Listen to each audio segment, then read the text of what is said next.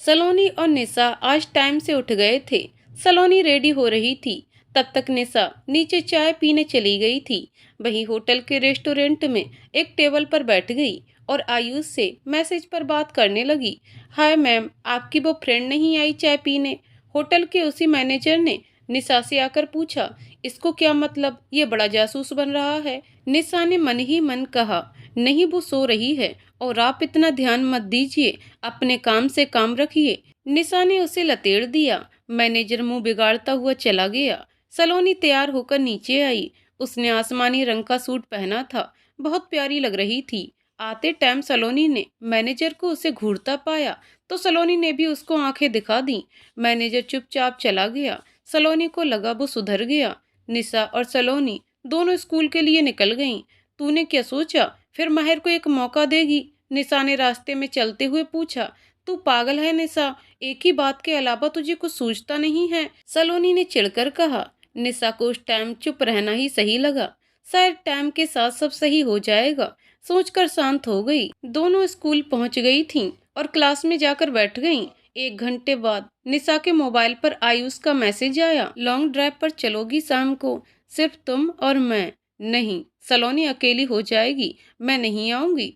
ठीक है, मैं ही पागल हूँ जो आपके साथ अकेले में टाइम स्पेंड करना चाहता हूँ। निशा को भी गुस्सा आ गया। उसने गुस्से में फोन पटक दिया। सलोनी ने फोन ले लिया और मैसेज पढ़ लिए। सलोनी ने चुपके से हाँ 1 बजे मुझे लेने आ जाना का मैसेज कर दिया। निशा का ध्यान क्लास में लगा हुआ था। स्कूल खत्म करने के बाद दोनों होटल पर आ गए और सलोनी के रूम में आकर पसर गए। तैयार हो जा जल्दी से और कुछ सेक्सी सा पहन लेना, सलोनी ने निशा की तरफ आंख मारते हुए कहा। क्यों, क्या हुआ? निशा ने हैरानी से पूछा। आयुष तुझे लेने आ रहा है, 1 बजे लॉन्ग ड्राइव पर जाने के लिए रेडी हो जाओ मैडम, सलोनी ने निशा को छेड़ते हुए कहा। सब करतूत तेरी है ना, तू अकेली हो जाएगी, तुझे छोड़कर कहाँ जाऊं? निशा ने मासूमियत से कहा। थप्पड़ खाएगी? तू एक बात बता, तुम रिलेशनशिप में हो, अकेले टाइम स्पेंड नहीं करोगे तो एक दूसरे को समझोगे कैसे? मेरा क्या है, तेरे जाने के बाद मैं बिस्तर पर पड़ जाऊंगी। तू अब जा और रेडी हो जा, सलोनी ने निशा को समझाते हुए कहा। ठीक है, जाती हूँ, सिर्फ तेरे कहने पर, वरना उस आयुष की तो मैं बैंड बजा दूं, निशा ने दांत दिखाते हुए कहा और रेडी होने के लिए अपने रूम में चली गई।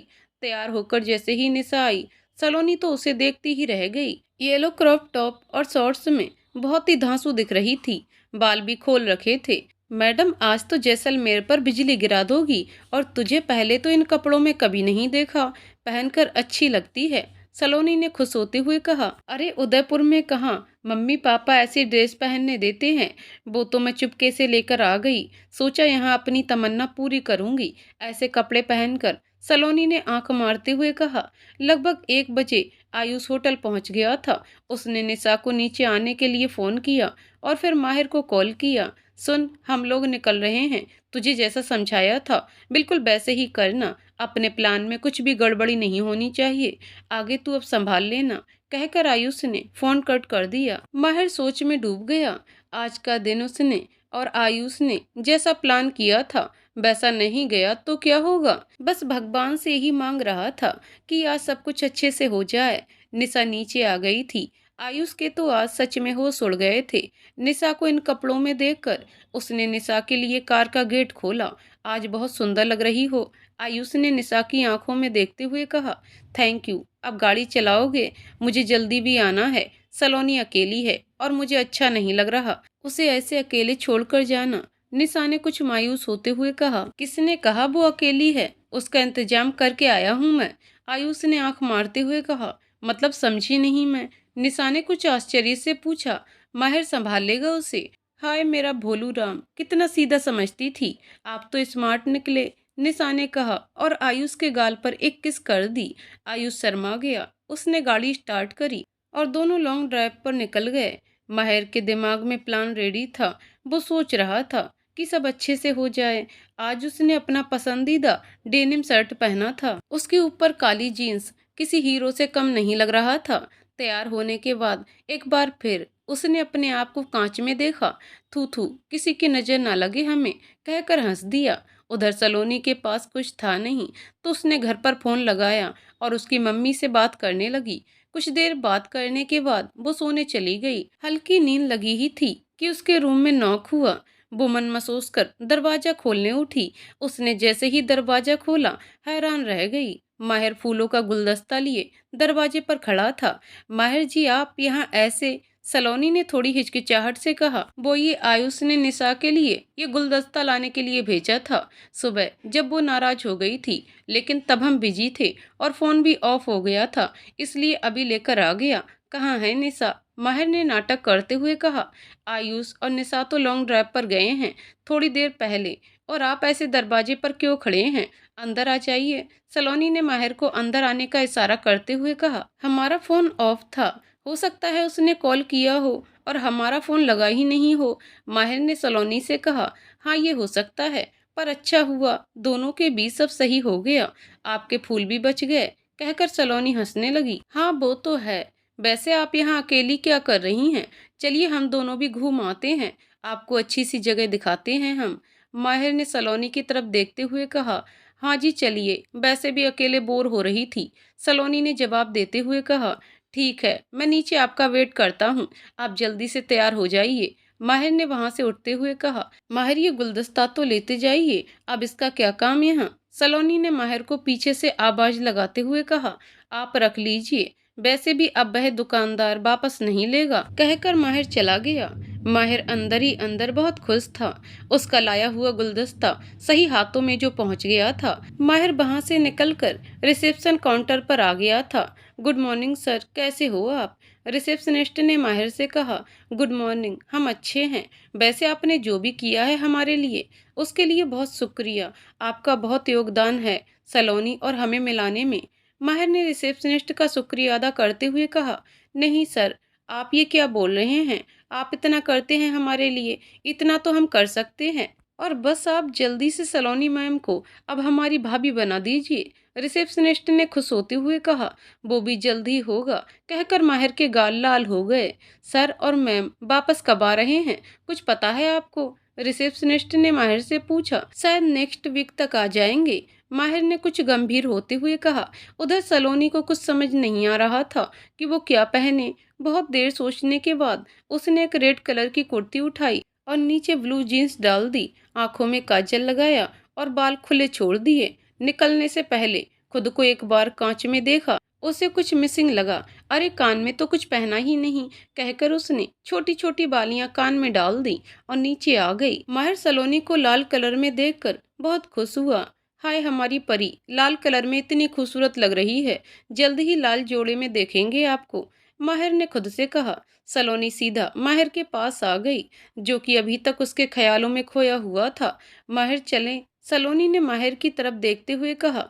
माहिर अलग ही ख्वाब बुन रहा था, उसे होश ही नहीं था कि सलोनी उससे कुछ कह रही है। माहिर, कहाँ खोए हुए हैं आप? सलोनी ने उसकी आंखों के सामने चुटकी बजाते हुए कहा। माहिर को एकदम से होश आया, वो अपने ख्यालों से बाहर आ गया।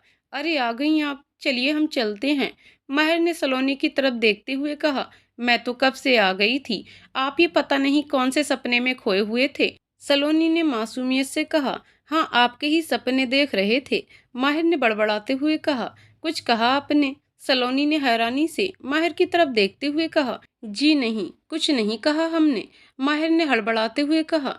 दोनों होटल से बाहर निकल आए। सलोनी और माहिर को जाते हुए उनका मैनेजर देख रहा था।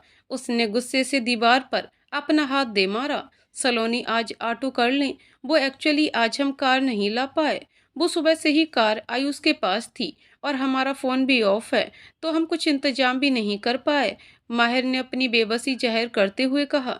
अरे कोई बात नहीं, हम लोग ऑटो कर लेते हैं, वैसे भी उदयपुर में ऑटो में बैठने का मौका ही नहीं मिलता, सलोनी ने माहिर से कहा, जिसके चेहरे पर अब थोड़ी संतुष्टि थी। दोनों ने एक छोटा ऑटो कर लिया मेन रोड से। माहिर ने ऑटो वाले को जगह का नाम बताया और दोनों उसमें बैठकर उस जगह के लिए निकल गए। दोनों चुपचाप बैठे थे अलग अलग कोने में। दोनों को समझ नहीं आ रहा था कि क्या बात करें। माहिर छुप छुप कर सलोनी को कभी देख लेता। तभी सामने उन्हें एक प्रेग्नेंट लेडी दिखी, साइड में, जो ऑटो को रोकने का इशारा कर रही थी।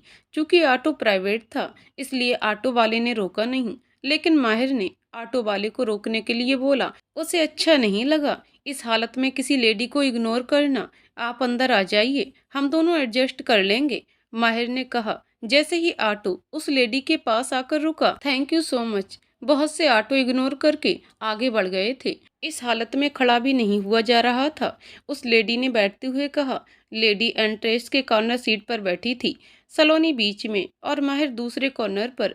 सलोनी और माहिर अब एकदम सटकर बैठे थे। दोनों के कंधे और पैर पास पास थे। दोनों को ही असहजता महसूस हो रही थी। आप दोनों हस्बैंड वाइफ हैं क्या? उस प्रेग्नेंट लेडी ने पूछा। माहिर और सलोनी दोनों एक साथ बोल पड़े। नहीं नहीं, ऐसा कुछ नहीं है, हम दोनों दोस्त हैं। सॉरी, आप दोनों को देखकर ऐसा लगा। आई एम सॉरी, लेडी ने माफी मांगते हुए कहा। कुछ देर आगे चलकर वो लेडी उतर गई। उसने पैसे देने चाहे तो माहिर ने मना कर दिया। सलोनी को माहिर का ये रूप बहुत अच्छा लगा। निशा ने सही कहा था, माहिर सबकी रिस्पेक्ट करता है। सलोनी ने सोचा। लेडी थैंक यू कहकर चली गई। लीजिए सर, हम पहुंच गए, ऑटो वाले ने ऑटो को रोकते हुए कहा। दोनों ऑटो से उतरे। माहिर ने ऑटो वाले को पैसे दिए। माहिर और सलोनी आगे चल दिए। हम गढ़सीसर झील जा रहे हैं। ये कृत्रिम पानी का जलाशय है जिसे 14वीं सदी के दौरान राजा महवाल गढ़सी ने निर्मित करवाया था। झील के किनारे पर कई छोटे मंदिर बने हैं।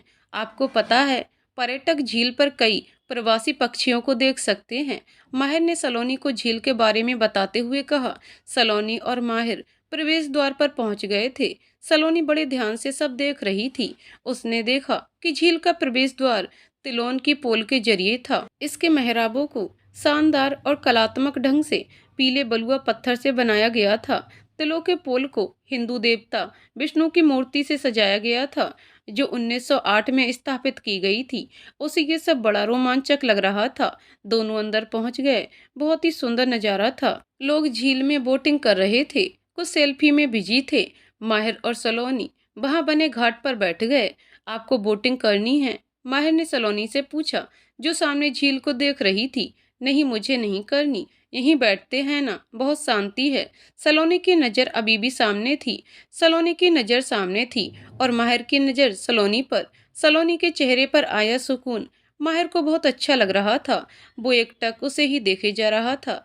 थैंक यू माहिर, आप मुझे इतनी सुंदर जगह लेकर आए, बहुत शांति है यहाँ, सलोनी ने माहिर की तरफ देखते हुए कहा। हमने आपसे झूठ कहा था सलोनी, हम निशा को कोई फूल देने नहीं आए थे, बस हम आपसे मिलने आए थे। आपका नंबर नहीं था हमारे पास और हम किसी और से आपका नंबर नहीं लेना चाहते थे जब तक आप नहीं देती। माहिर ने अपना सारा झूठ बता दिया।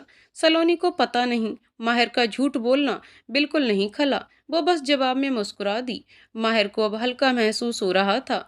दोनों शांत बैठे दूर डूबते हुए सूरज को देख रहे थे।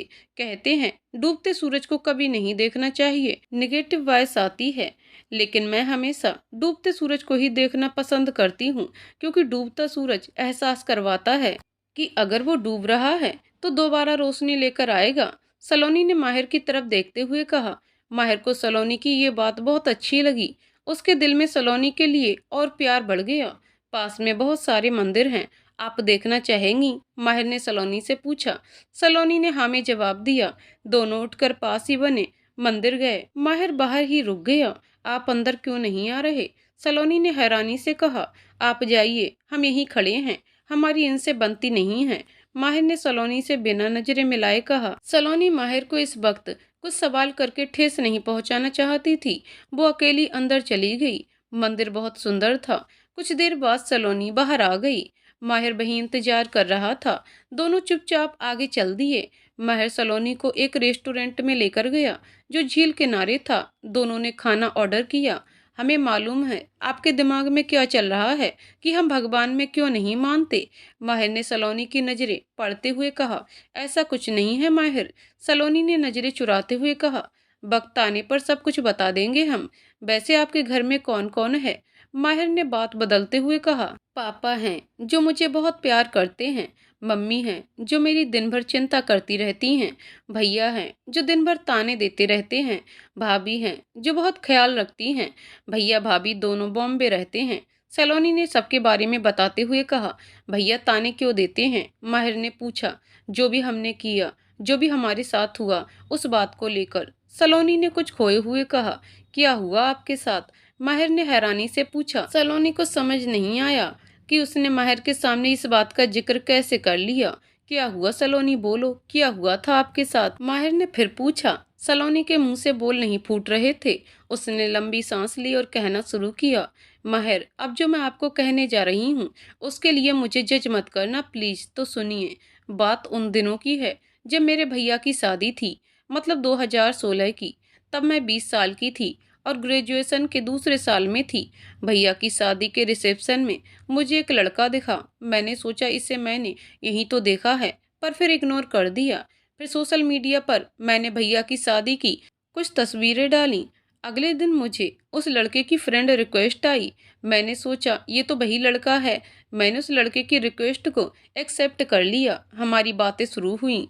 उसने मुझे बोला कि शादी में मैं बहुत अच्छी लग रही थी। उसने बताया कि वो मेरे घर के पीछे वाली कॉलोनी में रहता है। हमारी फिर रात रात भर बातें होने लगी। उसके बाद हम 2-3 बार मिले भी। लगभग 6 महीने बाद उसने मुझे प्रपोज किया।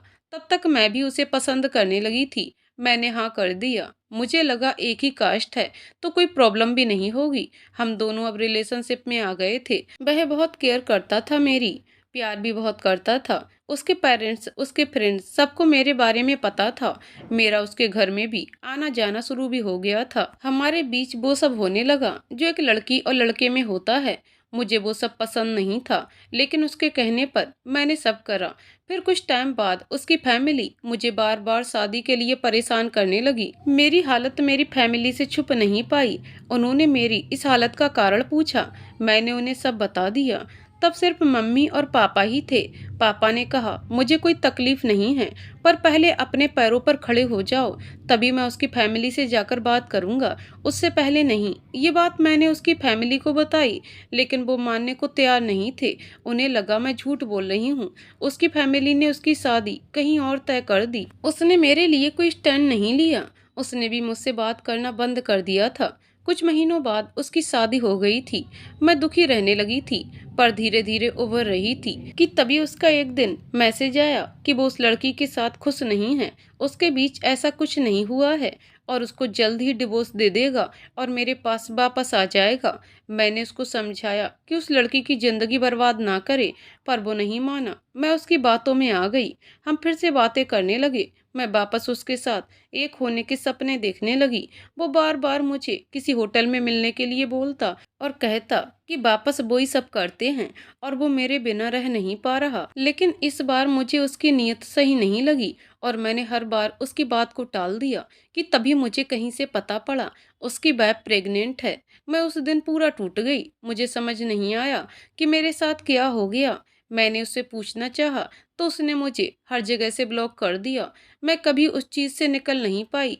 मेरी फैमिली को लगता है कि उससे शादी न होने के कारण मैं दुखी रहती हूँ, लेकिन ये बात मैं ही जानती हूँ कि उसका धोखा मेरे दिल को पूरा खोखला कर चुका है। उसके बाद मैंने उदयपुर से ही एमबीए किया और एनजीओ में जॉब करने लगी। वहां पर निशा मेरी बहुत अच्छी दोस्त बन गई थी। ये बात सिर्फ निशा को पता है कि उसने मुझे किस तरह से धोखा दिया। और अब आपको मुझे उससे कोई शिकायत नहीं है, बस गुस्सा इस बात का है कि उसको शादी के बाद मुझे झूठे सपने नहीं दिखाने चाहिए थे। कभी कभी मैं खुद को ही जिम्मेदार समझती हूँ कि मुझे उससे बात नहीं करनी चाहिए थी उसकी शादी हो जाने के बाद। लेकिन कहते हैं ना, प्यार के आगे कुछ दिख ही नहीं सकता। बस तभी से मुझे इस प्यार नाम से नफरत हो गई है। समझने लगी थी सब ऐसे ही होते हैं। यही कड़वी सच्चाई है माहिर मेरी जिंदगी की। अब आपको जो मेरे बारे में राय बनानी है आप बना सकते हैं, कहकर सलोनी की आंखें नम हो गईं। माहिर को ये सब सुनकर एक धक्का सा लगा। उसे पता ही नहीं था कि सलोनी का पास्ट ऐसा कुछ होगा। उसको समझ नहीं आया कि अब वह क्या बोले। उसने सलोनी को अपनी जेब से रुमाल निकाल कर दिया। सलोनी, जो हुआ उसमें आपकी गलती नहीं थी, शायद किस्मत को यही मंजूर था। आप इस बारे में ज्यादा मत सोचिए। माहिर ने सलोनी के हाथों पर हाथ रखते हुए कहा। ये पहली बार था जब दोनों ने एक दूसरे की छुअन को महसूस किया था। दोनों के लिए ही ये एहसास कुछ अलग था, लेकिन बहुत अच्छा था। खाना भी आ चुका था। वेटर ने खाना सर्व किया और चला गया। दोनों ने खाना शुरू किया। आपने आपके घर वालों के बारे में कुछ नहीं बताया, सलोनी ने कहा। घर वालों की बात सुनते ही माहिर के गले में खाना अटक गया। उसको खांसी शुरू हो गई। सलोनी को कुछ समझ नहीं आया। उसने जल्दी से माहिर की पीठ को सहलाना शुरू किया। माहिर को कुछ राहत मिली। सलोनी वापस अपनी जगह आ गई थी। अब आप ठीक हो? सलोनी के स्वर में चिंता साफ झलक रही थी। हाँ, अब बेहतर लग रहा है, माहिर ने कहा। दोनों ने आराम से खाना खाया। वेटर जैसे ही बिल लेकर आया, सलोनी ने उससे बिल ले लिया। माहिर को अच्छा नहीं लगा। ये क्या कर रही हैं सलोनी आप? हमें दीजिए बिल, माहिर ने कुछ गुस्सा करते हुए कहा। नहीं, इस बार मैं दे रही हूँ, हमेशा आप ही तो देते हो, सलोनी ने कहा। आपकी मनमानी नहीं चलेगी, आप इधर दीजिए, माहिर ने बिल छीनते हुए कहा। आपको मेरी कसम, बिल इधर दीजिए, सलोनी ने कहा। ये सुनते ही माहिर ने गुस्से में वो बिल वहीं टेबल पर फेंक दिया और बाहर निकल गया। सलोनी को माहिर का इस तरह गुस्से से जाना अच्छा नहीं लगा। वो जल्दी से बिल पे करके बाहर आई तो देखा माहिर गुस्से में खड़ा था। आप पैसे क्यों चले आए वहां से? सिर्फ बिल ही तो पे कर रही थी, सलोनी ने माहिर के एकदम सामने आकर कहा। आप हमारे साथ थी सलोनी, आप कैसे बिल पे कर सकती हैं? माहिर ने फिर गुस्से में कहा। आप और आयुषी हमेशा हर चीज के पैसे देते हैं, आज मैंने दे दिए तो क्या हो गया? दोस्तों में ये सब चलता है, सलोनी ने शांत स्वर में कहा। आप हमारी दोस्त नहीं हैं सलोनी, आप समझ नहीं रही हैं। माहिर का गुस्सा अभी भी शांत नहीं हुआ था। तो क्या हूं मैं माहिर, बताओ आप, सलोनी ने हैरानी से कहा। प्यार करते हैं हम आपसे, प्यार। जिस शब्द से आपको नफरत है वही करते हैं हम आपसे, समझ आ रहा है आपको? प्यार करते हैं आपसे हम, और वो भी उस लड़के से कहीं ज्यादा जिसने आपको धोखा दिया। माहिर को समझ नहीं आ रहा था वो गुस्से में क्या कह गया। सलोनी ने ये सुना तो वो एकदम जड़ हो गई। उसे समझ ही नहीं आ रहा था माहिर क्या बोल गया। सलोनी वहां से चुपचाप निकल गई। माहिर का जब गुस्सा शांत हुआ तब तक बहुत देर हो गई थी। उसे लगा कि उसने सलोनी को हमेशा के लिए खो दिया। सलोनी उठ जा, देख 9 बज गए, कब तक ऐसे सोती रहेगी? रात में भी सो गई थी तू मेरे आने से पहले, निशा ने उसे जगाते हुए कहा। 9 बज गए, तूने उठाया क्यों नहीं मुझे? स्कूल के लिए देरी हो गई ना, सलोनी ने एकदम उठते हुए कहा। चिल, आज गुरु नानक जयंती की छुट्टी है, तेरे दिमाग से निकल गया क्या? निशा ने सलोनी के पास बैठते हुए कहा। सलोनी के दिमाग में कल रात वाली बात घूम गई। वो कब रूम पर आई, कब निशा वापस आई, उसे कुछ ध्यान नहीं था। बस ध्यान था तो माहिर के आखिरी शब्द, वही बार बार उसके जहन में घूम रहे थे। सलोनी कहाँ खोई है? चल आजा, नाश्ता करने नीचे चलते हैं। निशा ने सलोनी से उठने का इशारा किया। नहीं, तू जा, मुझे भूख नहीं है, सलोनी ने अनमने मन से कहा। सब ठीक है ना सलोनी? निशा ने चिंता भरी आवाज में कहा। हाँ, सब सही है, बस घर की याद आ रही थी, सलोनी ने मायूस होते हुए कहा। हाय मेरा बच्चा, कहकर निशा ने उसे गले से लगा दिया। सलोनी की आंखों में आंसू बहने लगे। निशा को जैसे ही लगा सलोनी रो रही है तो उसने सलोनी को खुद से अलग किया और बोली। सलोनी सही बता, क्या हुआ है? घर की बात में इतना तो सेंटी नहीं हो सकती तू। सलोनी ने पिछली रात जो हुआ था सब कुछ बोल दिया। निशा बड़ी शांति से सब सुन रही थी, माना माहिर का तरीका गलत था। सलोनी लेकिन वो गुस्से में अपने दिल की बात कह गया। निशा ने सलोनी को समझाते हुए कहा। तू समझ नहीं रही निशा, मैं नहीं कर सकती प्यार उससे, मैं नहीं चाहती जो मेरे साथ पहले हुआ वो अब वापस हो। सलोनी अभी भी सिसक रही थी। सलोनी देख, जो कुछ हुआ सो हुआ, तुझे आगे तो बढ़ना पड़ेगा ना, माहिर के साथ नहीं पर किसी न किसी के साथ तो बढ़ना पड़ेगा ना। निशा ने सलोनी को पानी का गिलास देते हुए कहा। पानी पीने के बाद सलोनी काफी सही महसूस कर रही थी। अच्छा चल, तू अपना टाइम ले, पर अब तो नाश्ता करने चल, बहुत भूख लगी है, निशा ने सलोनी से विनती करते हुए कहा। सलोनी को इस बात पर हंसी आ गई। हाथ मुंह धोकर सलोनी और निशा नीचे नाश्ता करने चले आए। सैंडविच और चाय का ऑर्डर देकर दोनों चेयर्स पर बैठ गए। निशा फोन से बात करने लगी और सलोनी वहां बैठे अखबार को देखने लगी। उसने देखा कि मैनेजर उसको बार बार घूर रहा है। इस बार उसका दिमाग घूम गया। खाओगे क्या तुम? कितने दिनों से देख रही हूँ, घूरे जा रहे हो, तमीज नाम की चीज नहीं है तुम में, सलोनी ने गुस्से से कहा और वहां से उठकर चली गई। जाकर वो वापस पलटी। इस बार मैनेजर को थप्पड़ लगा दिया। सब एक पल के लिए ठहर गए। निशा सलोनी को ऊपर रूम में लेकर चली गई। मुझे थप्पड़ मारेगी, ये कल की आई लड़की समझती क्या है अपने आप को, इसको तो मैं देखता हूँ, मैनेजर ने अपने गाल पर हाथ फेरते हुए कहा।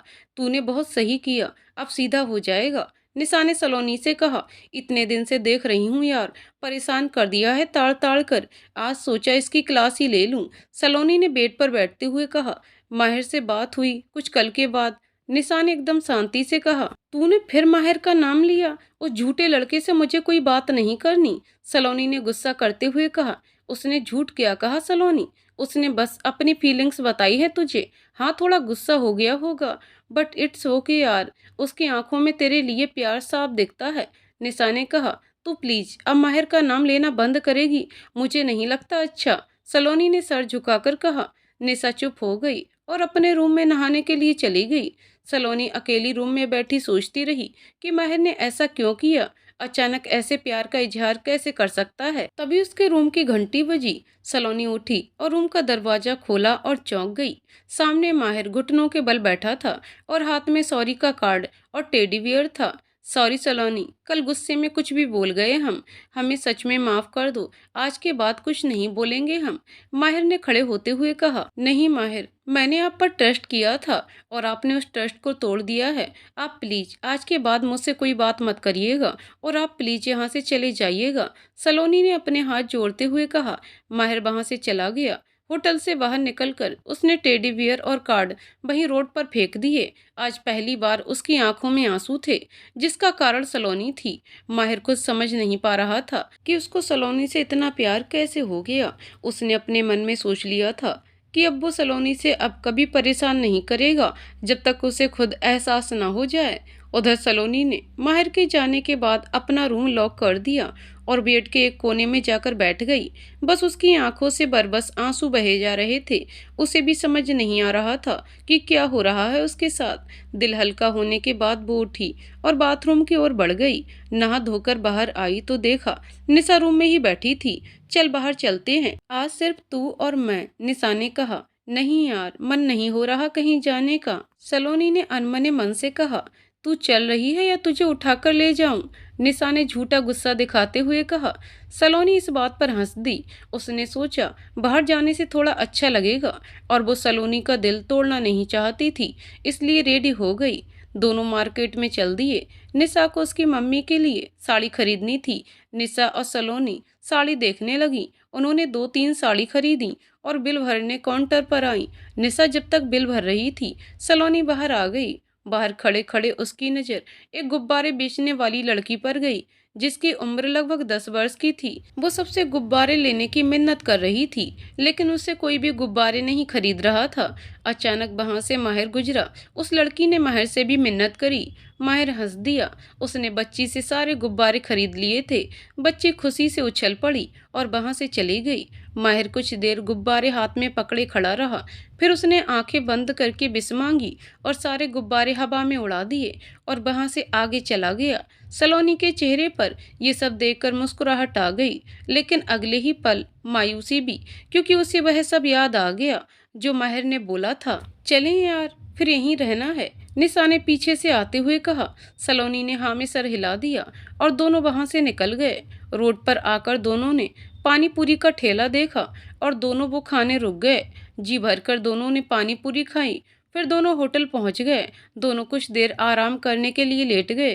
करीब शाम में दोनों की आंख खुली। दोनों ने हाथ मुंह धोए। तभी निशा के पास आयुष का मैसेज आया। आयुष निशा को नीचे बुला रहा था, उसे कुछ बात करनी थी। सलोनी, मैं नीचे जाकर आती हूँ, आयुष को कुछ काम है, वो नीचे आया हुआ है, निशा ने सलोनी की तरफ देखते हुए कहा। सलोनी ने हाँ में सर हिला दिया।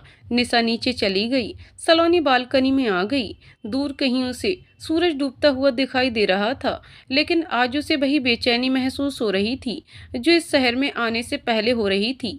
क्या ये बेचैनी इसलिए हो रही है क्योंकि माहिर नहीं है आसपास? लेकिन मैं उसके बारे में क्यों इतना सोच रही हूँ? मैं तो उससे प्यार भी नहीं करती ना, फिर मुझे इतना क्यों फर्क पड़ रहा है? सलोनी ने अपने आप से बड़बड़ाई। उधर निशा नीचे गई। आयुष उसका वेट कर रहा था। क्या हुआ आयुष, आपने मुझे नीचे क्यों बुलाया? निशा ने अपनी भौहें चढ़ाते हुए कहा। माहिर और सलोनी का मैटर डिस्कस करना है, आयुष ने कुछ गंभीर होते हुए कहा।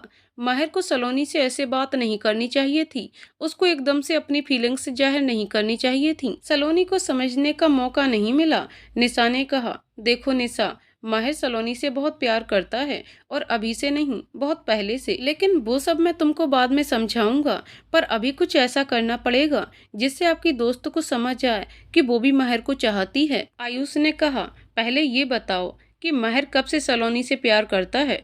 तुम कुछ छिपा रहे हो ना मुझसे? निशा ने मुंह फुलाते हुए कहा। मैंने कहा ना, सही वक्त आने पर सब बता दूंगा, लेकिन अभी इन दोनों का कुछ करना पड़ेगा। वो वहाँ देवदास बना पड़ा है, और यहाँ आपकी दोस्त अलग ही नाटक कर रही है। आयुष ने मुंह बिगाड़ते हुए कहा, मेरी दोस्त के बारे में कुछ मत बोलना। हाँ, उसके साथ जो कुछ हुआ है उसकी वजह से उसे टाइम लगेगा आगे बढ़ने में। निशा ने आयुष को समझाते हुए कहा। अच्छा, तो अब मेरा प्लान सुनो। आयुष ने अपना प्लान निशा को सुना दिया। निशा मुस्कुरा दी। उसने आयुष के गाल पर किस कर दिया और ऊपर चली गई। दोनों ने रात का खाना खाया और सो गईं। अगले दिन स्कूल पहुंची और क्लास अटेंड की। स्कूल से वापस आते वक्त आयुष का फोन निशा के पास आया। निशा ने वो फोन सलोनी को दिया, ये कहकर कि उसकी सैंडल का बकल खुल रहा है और जब तक उसे बांधती है आयुष का फोन वो उठा ले। सलोनी ने फोन उठाया, उसके हाथ से फोन गिर गया। निशा ने उससे पूछा कि सलोनी क्या हुआ? सलोनी के मुंह से बस इतना ही निकला, माहिर का एक्सीडेंट हो गया है। माहिर के एक्सीडेंट की खबर सुनते ही सलोनी और निशा हॉस्पिटल की तरफ भागे।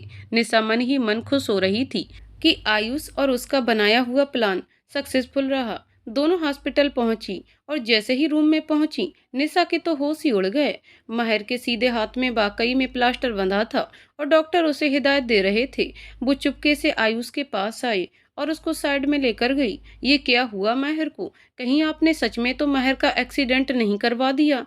निशा ने अपने दांत भींचते हुए कहा। अरे दिमाग खराब है क्या आपका? मैं अपने ही दोस्त को क्यों मारूंगा? दुकान से निकलते टाइम वाकई में एक गाड़ी इससे टकरा गई और ये नीचे गिर गया। मैं इसे हॉस्पिटल लेकर आया तो वाकई में इसके हाथ पर प्लास्टर बंध गया। आयुष ने पूरी बात निशा को समझाते हुए कहा। हाय, लगता है भगवान ने अपनी सुन ली। माहिर का तो सच में एक्सीडेंट हो गया। भगवान कभी अपन को माफ नहीं करेंगे आयुष, निशा ने लगभग मायूस होते हुए कहा। आयुष ने जवाब में बस निशा को चुप रहने का इशारा किया। उधर डॉक्टर के जाने के बाद जैसे ही माहिर की नजरें सलोनी पर पड़ी तो हैरान रह गया।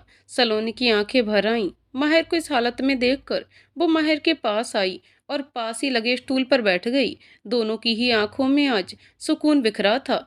माहिर और सलोनी दोनों ही एक दूसरे में खोए हुए थे। सलोनी को माहिर की आंखों में प्यार ही प्यार दिख रहा था। तभी आयुष ने गले को खरासा। मैं दवाई लेकर आया हूँ बाहर से। आयुष ने वहां पड़े दवाई के पर्चे को लेते हुए कहा। रुको, मैं भी साथ चलती हूँ, निशा ने कहा और दोनों बाहर चले गए। रूम में खामोशी पसरी हुई थी। माहिर ने चुप्पी तोड़ी। सलोनी, आप यहाँ क्यों आई और आपको किसने बताया हमारे एक्सीडेंट के बारे में? माहिर ने सलोनी से कहा। आप कुछ मत बोलिए, आपका ध्यान कहाँ था जो ये एक्सीडेंट हुआ? मतलब आप बिल्कुल ही बच्चों जैसी हरकत करते हो, सलोनी ने गुस्से से कहा। माहिर को समझ नहीं आ रहा था सलोनी को अचानक से हुआ क्या है। कल ही तो लड़ाई करके बैठी थी और आज अचानक से इतना कंसर्न दिखा रही है। तब तक निशा और आयुष दवाई लेकर आ गए थे। चले माहिर, डॉक्टर ने कहा, तुझे अब घर लेकर जा सकते हैं।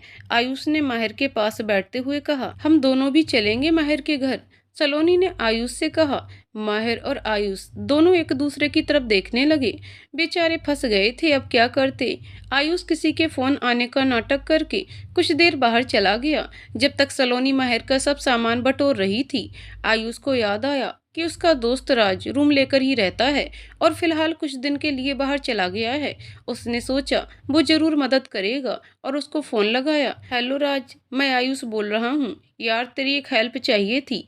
तू बाहर गया है ना, कुछ दिन के लिए तेरा किराए का रूम और किचन चाहिए था यार, आयुष ने अपने दोस्त से फोन पर कहा। अरे हाँ भाई, तेरा ही रूम समझ। मेरे रूम की चाबी घर के मकान मालिक के पास है, तू उनसे ले लेना, मैं बात कर लूंगा उनसे, दूसरी तरफ से राज ने कहा। आयुष ने राहत की सांस ली। वो वापस अंदर आया। उसने इशारों में माहिर को आश्वासन दिया। चारों जने राज के रूम के लिए निकल गए। सब राज के रूम के बाहर आकर रुके। आयुष ने उन सबको बाहर ही रुकने के लिए कहा ताकि वो रूम का जायजा ले सकें। सबसे पहले उसने मकान मालिक से रूम की चाबी ली और रूम का दरवाजा खोला। रूम बहुत अस्त व्यस्त था। आयुष ने पूरा रूम साफ किया और फिर तीनों को अंदर बुलाया। माहिर को आयुष के सहारे से बेड पर बिठा दिया। सलोनी और निशा के लिए वहां पड़ी चेयर्स निकाल दी। आप यहाँ रहते हो माहिर? सलोनी ने पूछा। हाँ, हमारे पेरेंट्स जयपुर में रहते हैं और हम यहाँ रूम लेकर रहते हैं, माहिर ने जवाब दिया। आयुष सबके लिए पानी ले आया। निशा को ये सब देखकर बहुत खुशी हो रही थी। आयुष सबकी कितनी केयर कर रहा था।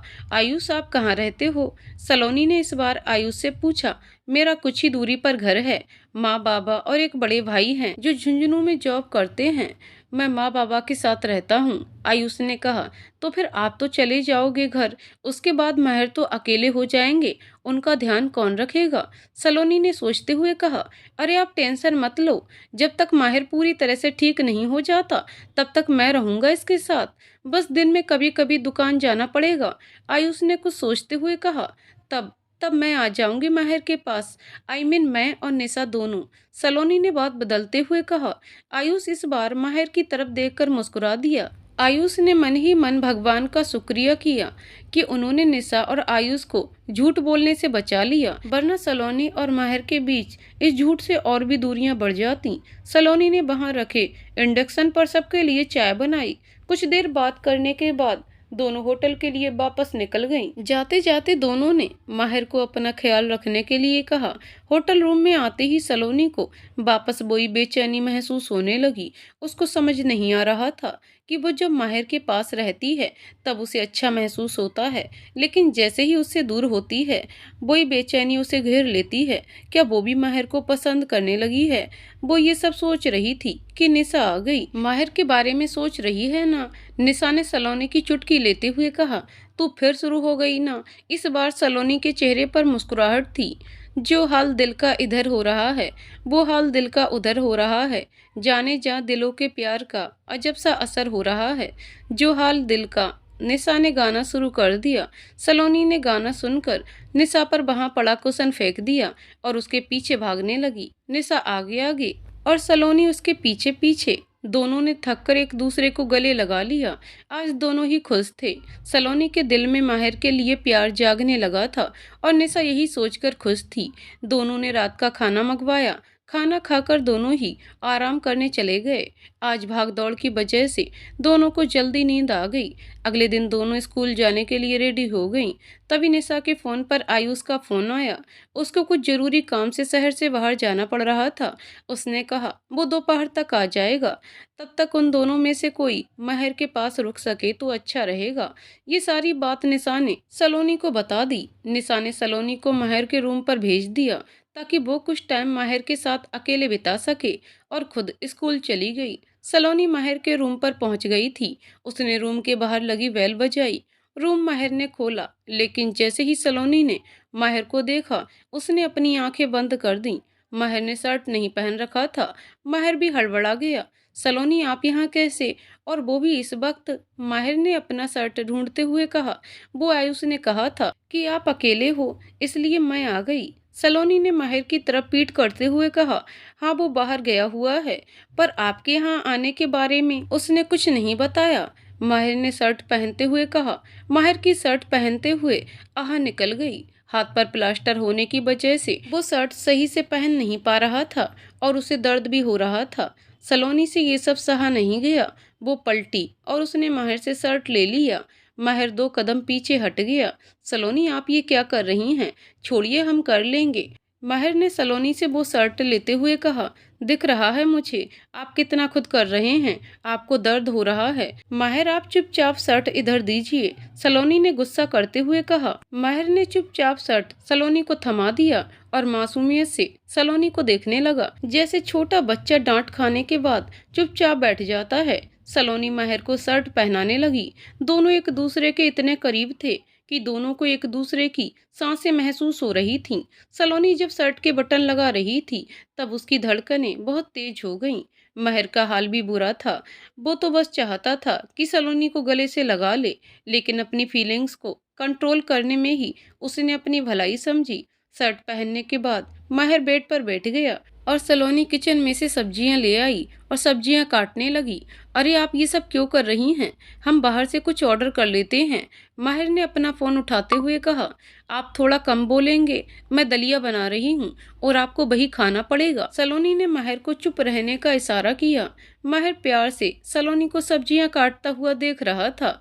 थोड़ी देर में दलिया बन गया था। सलोनी ने माहिर के लिए टेबल पर दलिया रख दिया ताकि वो आराम से खा सके। माहिर ने उल्टे हाथ से चम्मच उठाया और वो नीचे गिर गया। मुझे उल्टे हाथ से खाने की आदत नहीं है, माहिर ने नजरें नीचे करते हुए कहा।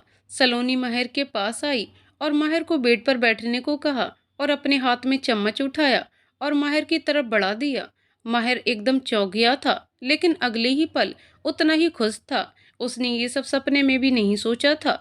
वो दलिया खाने लगा। सलोनी बारी बारी से उसके मुंह में चम्मच भर के दलिया रखे जा रही थी और माहिर सलोनी की आंखों में देखे देखे दलिया खा रहा था। दलिया खत्म होने के बाद सलोनी वहां से उठकर किचन में चली गई। प्लेट धोकर बाहर आई तो माहिर बोल पड़ा, आज से पहले हमने इतना टेस्टी दलिया कहीं नहीं खाया। सलोनी ने जवाब में शुक्रिया कहा। उस दिन के लिए हम आपसे माफी मांगते हैं सलोनी, हमने गुस्से में कुछ भी बोल दिया था, माहिर ने सर झुकाकर कहा। सलोनी कुछ देर कुछ नहीं बोली। माहिर को उसकी चुप्पी अच्छी नहीं लग रही थी। कोई बात नहीं माहिर, आप उन सब के बारे में अभी मत सोचिए, अभी बस अपनी देखभाल करें, सलोनी ने माहिर से कहा। कुछ देर बाद निशा भी स्कूल से फ्री होकर वहीं आ गई थी।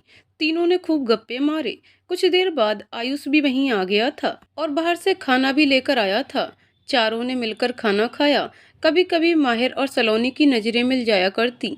खाने से फ्री होकर सलोनी और निशा भी होटल के लिए निकल गए। एक हफ्ता कैसे बीत गया था निशा को पता ही नहीं चला। सलोनी ने नींद से जागते हुए कहा, हाँ मैडम सही है, अब जल्दी तैयार होगी वरना अपन लेट हो जाएंगे। आज से अपन को प्रोजेक्टर की वर्किंग भी सीखनी है, निशा ने बेड से उठते हुए कहा। दोनों अपने अपने रूम के बाथरूम में तैयार होने चले गए। सलोनी को समझ नहीं आ रहा था वो क्या पहने। फिर एकदम से उसकी नजर सफेद सूट पर गई और उसके चेहरे पर मुस्कुराहट आ गई। वो जल्दी से तैयार हुई। तू तैयार हो गई? निशा ने रूम में घुसते हुए कहा। अबे तुझे सेम रूम लॉक कार्ड क्या मिल गया? तू रूम नॉक करना ही भूल गई, सलोनी ने जल्दी से कपड़े पहनते हुए कहा। अब मुझसे क्या छुपाना, मेरी जान जो तेरे पास है वही मेरे पास है, कहकर निशा जोर जोर से हंसने लगी। वैसे आज बड़ी सुंदर लग रही है, थू थू नजर ना लगे, निशा ने सलोनी के ऊपर थुकाते हुए कहा। तेरी नौटंकी हो गई हो तो चलें, सलोनी ने निशा को चलने का इशारा किया। आज अपने ट्रस्टी भी आ रहे हैं, शायद अपन से भी मिलने, निशा ने रूम से बाहर निकलते हुए कहा। दोनों स्कूल के लिए निकल गईं। दोनों जैसे ही स्कूल पहुंची ऑफिस में बैठी, रिसेप्शनिस्ट ने उन्हें ट्रस्टी से मिलने को कहा और रूम की तरफ जाने का इशारा किया। दोनों रूम की तरफ बढ़ गईं। May be come in sir, दोनों ने एक साथ बोला। Yes ladies come have a seat, Vinayak ji ने कहा। विनायक बंसल स्कूल के ट्रस्टी थे। देखने में कोई कह नहीं सकता था वो 55 साल के हैं, अभी भी यंग दिखते थे, दिखने में भी काफी आकर्षक थे। दोनों बैठ गईं। So how are you doing, कैसा लग रहा है हमारे स्कूल में आकर, विनायक जी ने दोनों से पूछा। सर बहुत अच्छा लग रहा है, दोनों एक साथ बोली। आप जल्दी से ये तकनीक सीख लीजिए, फिर उदयपुर में हमारी बच्चियों को इसी से पढ़ाइएगा, विनायक जी ने खुश होते हुए कहा। सॉरी टू आस्क सर, आपको बहुत लगाव है ना एनजीओ की बच्चियों से, तो आप उनसे मिलने क्यों नहीं आते, सलोनी ने डरते डरते पूछा। इस सवाल को सुनकर विनायक जी थोड़े भावुक हो गए। थोड़ी देर चुप रहने के बाद उन्होंने बोलना शुरू किया। दरअसल बात 20 साल पहले की है। हम हमारी बैब सुलोचना, हमारा बेटा अर्जुन जो उस वक्त 5 साल का था और हमारी बेटी खुशी जो 3 साल की थी, हम जैसलमेर से उदयपुर 3 दिन के लिए घूमने आए थे। तीसरे दिन हम निकलने वाले थे। उस दिन हमारी बेटी खुशी ने जिद करी कि उसे फतह सागर झील वापस देखनी है। हमने उसे बहुत समझाया कि अगली बार आएंगे तब देख लेंगे, लेकिन वो नहीं मानी। उसकी जिद से हार कर हम वापस उसे झील दिखाने गए। झील देखकर वो बहुत खुश हुई। हम सब झील पर बनी बंसियों पर बैठे थे। अचानक खुशी को सड़क के दूसरी तरफ गुब्बारे वाली दिखी। वो बहुत खुश हुई और दूसरी तरफ भाग गई। सुलोचना खुशी को पकड़ती उससे पहले ही एक तेज आती कार ने खुशी को टक्कर मार दी। खुशी दूर उछलकर गिर गई। हम सब उसकी तरफ भागे, लेकिन टक्कर इतनी तेज थी कि खुशी ने उसी वक्त दम तोड़ दिया था। कार वाला भी भाग चुका था। इसलिए ही हमने जिस शहर में अपनी बेटी को खोया, हमने उसी शहर में उसके नाम का एनजीओ खोला। हम उस शहर में वापस नहीं आना चाहते, इसलिए हम कभी नहीं आए। इसलिए एनजीओ का सारा काम हमारा बेटा अर्जुन ही देखता है। हर साल अपना जन्मदिन वहीं जाकर मनाता है।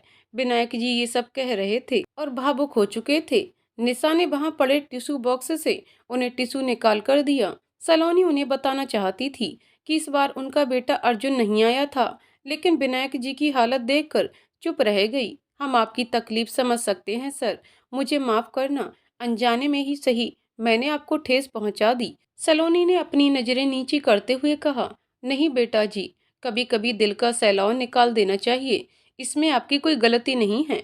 विनायक जी ने मुस्कुराते हुए कहा। निशा और सलोनी एक दूसरे को देखने लगे। दोनों को ही समझ नहीं आ रहा था अब क्या बोलें। वैसे आप लोग हमारे बेटे अर्जुन से मिले?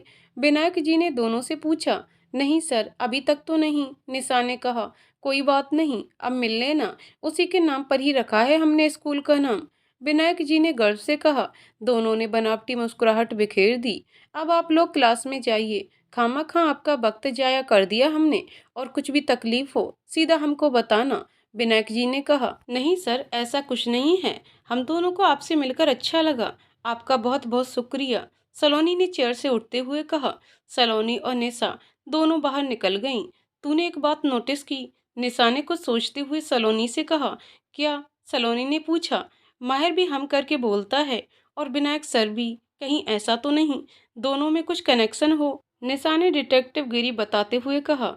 तेरा ऊपर का माला खाली है, कुछ भी बोलती है, सलोनी ने निशा से कहा। निशा और सलोनी दोनों क्लास में चली गईं। दोनों प्रोजेक्ट की तकनीकी सीखने में बिजी हो गईं।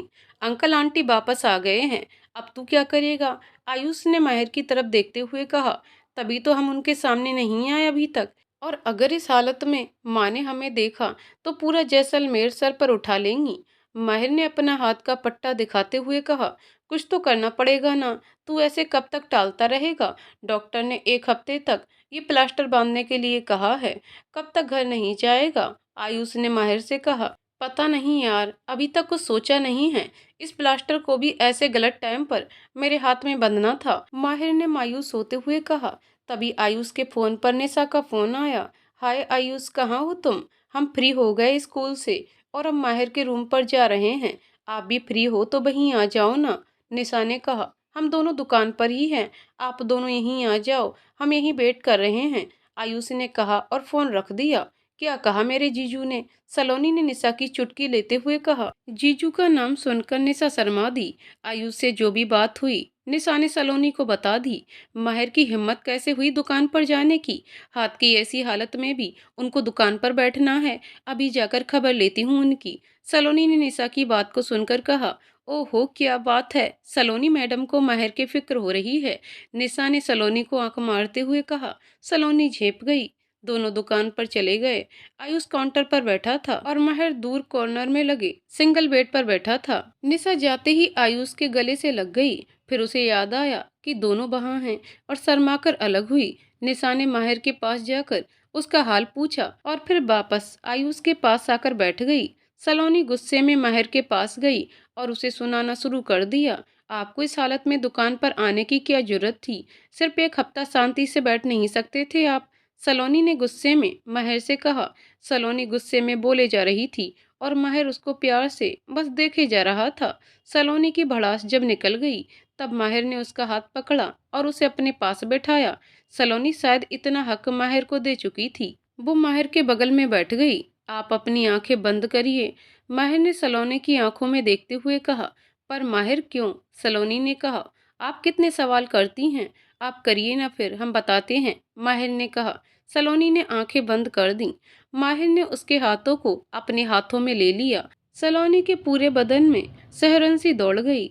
माहिर ने सलोनी के दोनों हाथों में धीरे से कुछ पहनाया और वापस अपना हाथ उसके हाथों से अलग कर दिया। अब आप अपनी आंखें खोल सकती हैं, माहिर ने धीरे से कहा। सलोनी ने अपनी आंखें खोली और जैसे ही उसकी नजर उसके हाथों पर गई, वो हैरान रह गई।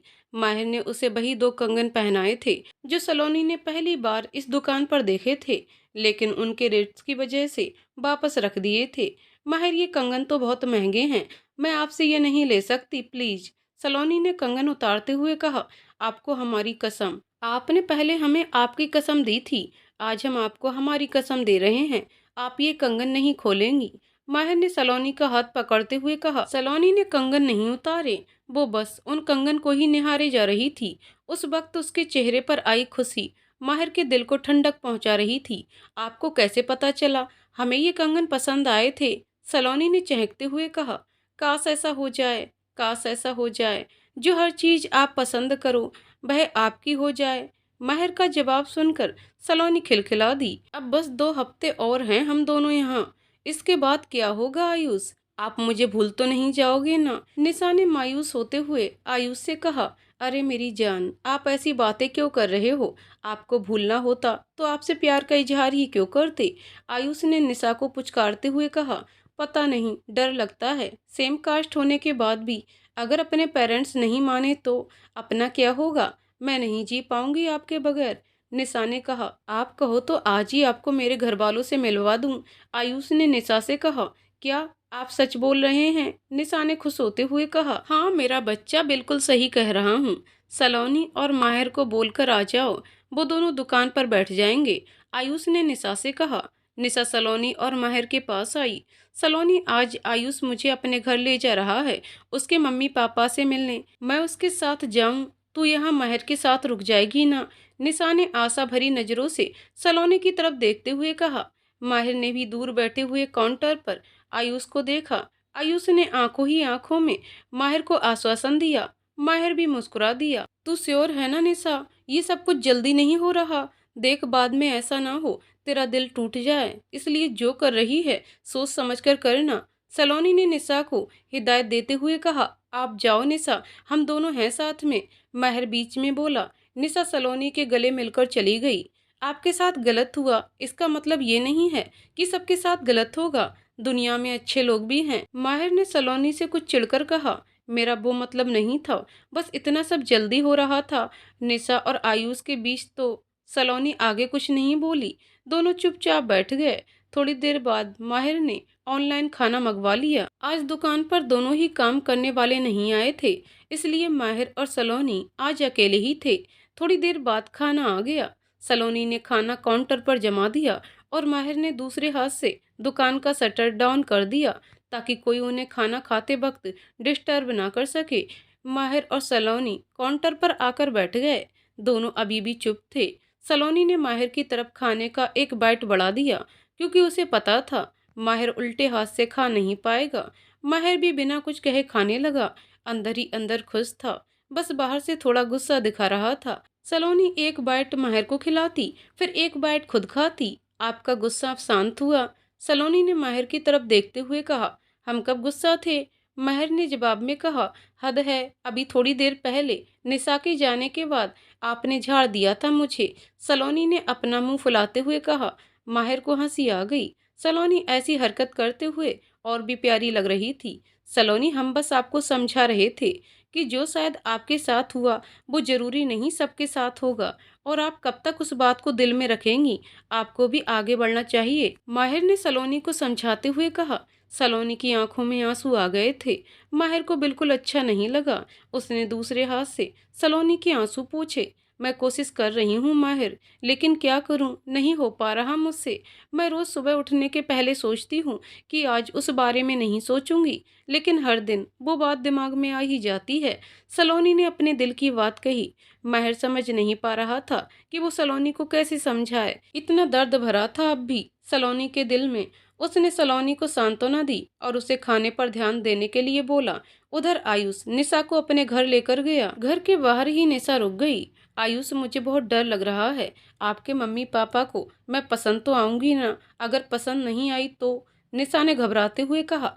तो मैं उनकी पसंद से शादी कर लूंगा, और क्या? आयुष ने मासूम सा मुंह बनाकर कहा। निशा ने आयुष के पेट पर गुस्से में एक मुक्का मार दिया। आयुष दर्द से कराह गया। अरे मेरी जान, इतना मत डरो, पहले अंदर तो चलो सही, आयुष ने निशा की आंखों में देखते हुए कहा।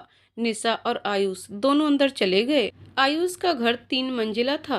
पहले पर वो लोग रहते थे और बाकी ऊपर की 2 मंजिल किराए पर दे रखी थी। अंदर से भी घर बहुत करीने से सजा था। माहिर के माँ बाबा हॉल में ही बैठे थे। आयुष ने पहले ही निशा के बारे में घर में बता रखा था। अंदर आकर निशा ने दोनों के पैर छुए और वहीं उनके साथ में सोफे पर बैठ गई। सब आपस में बात करने लगे। आयुष के माँ बाबा से मिलकर निशा को बहुत अच्छा लग रहा था। अब वो सहज हो चुकी थी। कुछ देर बाद आयुष की माँ ने सबके लिए खाना लगाया, जिसमें निशा ने उनकी मदद की। आयुष के माँ बाबा को भी निशा खूब पसंद आई। खाना खाने के बाद निशा और आयुष भी घर से निकल गए। खाना खाकर माहिर ने दुकान का शटर खोल दिया था। माहिर वापस आकर वहां पड़े बेड पर बैठ गया।